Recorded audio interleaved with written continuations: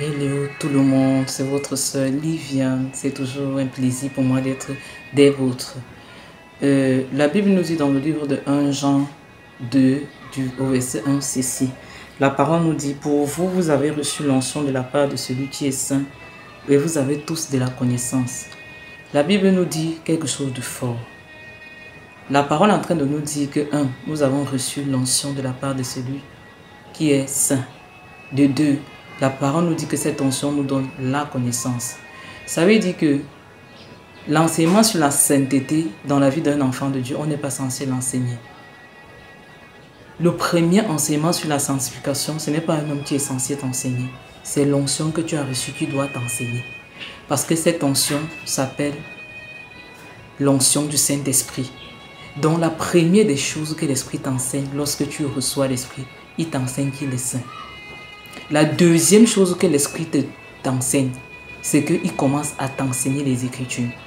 Donc tout enfant de Dieu doit premièrement avoir pour premier coaching pour premier coach de la sainteté, le Saint-Esprit. Pour premier enseignant, le Saint-Esprit. Si tu te rends compte que tout ce que tu connais sur Dieu, on t'enseigne. Tu te rends compte que tu te sanctifies parce qu'on te dit, laisse-moi alors te dire qu'il faut que tu rencontres l'Esprit Saint. Il faut que tu naisses de nouveau. C'est de manière naturelle. On apprend par un nouveau-né à respirer. Lorsqu'il naît, il ouvre la bouche par son premier cri. Il respire de manière naturelle. La sainteté là, on ne nous apprend pas à nous sanctifier. Parce que nous avons la nature de Dieu en nous. C'est pour ça que la Bible nous dit toujours dans le livre de 1 Jean que celui qui est né de Dieu ne pratique pas le péché et le malin ne lui touche pas. Pourquoi il ne pratique pas le péché?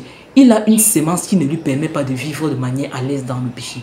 Toi qui vis de manière à l'aise dans le péché, revois ta conversion. Je vous assure, le Saint-Esprit que nous avons reçu, il a des émotions. Il s'attriste, il s'éteint. Il s'attriste lorsque nous péchons. Il s'éteint. C'est quel Saint-Esprit que tu as? Tu es dans le péché, tu es dans le repos. Tu es dans le péché, tu as la paix. Celui qui a le Saint-Esprit, lorsque tu te trouves dans le péché, la première des choses, tu perds la paix. Tu sens une tristesse tout au fond de toi. Donc le Saint-Esprit que tu as reçu là, il est saint. 2, il t'enseigne. C'est l'esprit de connaissance. La Bible nous dit dans le livre d'Ésaïe 11:2 que l'esprit de l'Éternel devait habiter le Christ.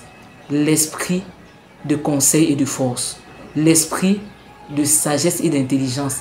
L'esprit de crainte et de connaissance. Ça veut dire que quoi?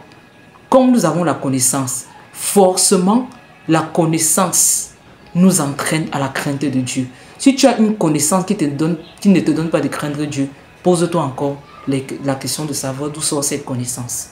Parce que la connaissance que le Saint-Esprit nous donne là, nous pousse à la crainte du Seigneur. Regardez ce que la parole dit au verset 27 de 1 Jean 2. Elle nous dit ceci. Pour vous, l'onction que vous avez reçue demeure en vous et vous n'avez pas besoin qu'on vous enseigne. Parce que son onction vous enseigne toutes choses et qu'elle est véritable et qu'elle n'est point un mensonge, demeurant en lui selon les enseignements qu'elle vous a donnés. La Bible nous dit de manière claire que l'onction ne nous enseigne pas le mensonge. L'onction nous enseigne la vérité. Et cette onction qui est en nous là, nous enseigne toutes choses. Ça veut dire que des petites questions que tu te poses, je dois m'habiller ceci ou l'onction que tu as reçue du Seigneur, lorsque tu portes un vêtement que tu n'es pas censé porter, l'onction là t'oppresse. L'onction là te dit que tu es en train de mal agir. Ça veut dire qu'il y a des choses que nous faisons parce que nous avons tout simplement décidé d'éteindre l'onction de l'Esprit en nous pour pouvoir agir selon notre propre sagesse qui est diabolique, qui est mondaine. Parce que je vous assure, si tu as le Saint-Esprit, sache que chaque fois quand tu vas vouloir faire des choses, si ce n'est pas dans la volonté de Dieu, le Saint-Esprit va mettre un frein. Il va t'interpeller. Le problème, c'est que qu'est-ce que nous faisons? Nous étouffons l'Esprit, nous éteignons l'Esprit. Et lorsque tu éteins l'Esprit, tu ne te sens plus interpellé. Alors, bien-aimé, si tout ce que tu connais de la sanctification, on te l'a enseigné, sache que tu n'as pas rencontré le Saint-Esprit. Parce que lorsque tu le rencontres, la première des choses qu'il te dit non, il te dit qu'il est saint. Regardez ce qui s'est passé avec Moïse lors de la rencontre avec le buisson Adam. La Bible dit que quoi? Lorsqu'il voulait s'approcher, on lui a dit que tu ne peux pas t'approcher. Pourquoi? Parce que le lieu sur lequel tu te tiens, c'est une terre sainte. Il avait ses souliers. Les souliers, c'est le mauvais zèle que nous voulons servir Dieu avec. Le Seigneur a dit que avant de t'approcher, enlève d'abord ça. C'est plus tard que le même Dieu t'a dit ne t'approche pas, a dit approche-toi. Alors bien aimé, ce n'est pas un homme qui doit t'enseigner que Dieu est saint.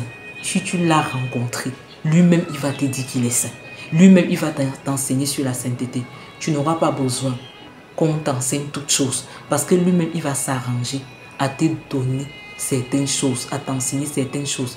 C'est pour ça qu'on dit que lorsque le Saint-Esprit devait venir, il devait nous enseigner toutes choses.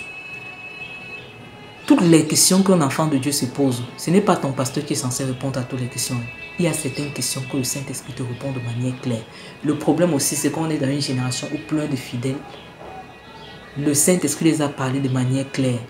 Mais comme ils veulent valider leur péché au travers des hommes de Dieu, on va revenir poser une question et pourtant nous connaissons la réponse de manière claire parce que Dieu nous a parlé. Et lorsque Dieu te parle, bien aimé, tu sais. Tu sais. Lorsqu'il te parle, tu sais. Dieu, c'est un Dieu de paix. Lorsqu'il te parle, il te remplit de sa paix. Et lorsque tu es dans une situation qui ne le glorifie pas, il commence par t'ôter la paix. Et si tu es d'accord avec moi, la première des choses que nous avons reçues de Dieu, lorsque nous avons été reçus conciliés avec le Seigneur, c'est une paix que nous n'avons jamais expérimentée dans ce monde.